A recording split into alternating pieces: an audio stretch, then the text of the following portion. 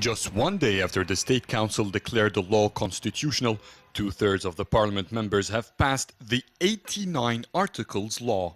Despite the Council's remarks, over 1/4 of them. Egypt estimates some $3.3 billion in annual funding for NGOs, and it wants that money to be properly monitored. MPs insist the law provides the safeguards for NGOs to operate freely.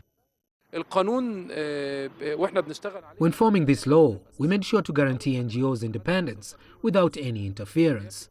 With this law, an organization can be established by only notifying the authorities. But we also want to assure transparency in financial dealings. Our final concern was threatening our national security. We cannot allow donors' money to be used in other purposes other than the stated. We've held hundreds of discussions with NGOs, and the law is the end result of that. After the 2011 January uprising, the government accused some pro-democracy organizations of using foreign fundings in spreading chaos in the country.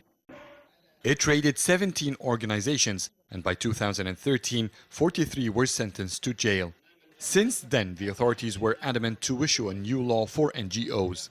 The law creates a national foreign NGO regulation apparatus to monitor their operation.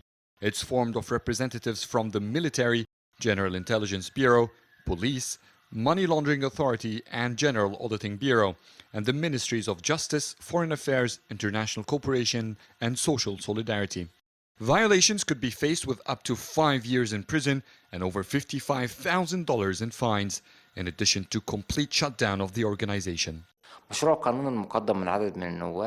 approved law has shocked us and everyone else, not just those who rely on foreign funding. The procedures are nearly impossible to achieve. They are not only targeting us rights groups, but NGOs which work in development. This law hinders civil work in general. The legislation prohibits foreign funds without prior approval. No surveying or any form of public research will be allowed unless the authorities permit it. An NGO is even not allowed to move its headquarters from one city to the other without filing a request first. The law is not effective yet. President El-Sisi must ratify it first. NGOs and rights activists are collecting signatures from the civil society members, urging the president not to approve it. They're calling for further amendments with their consultation.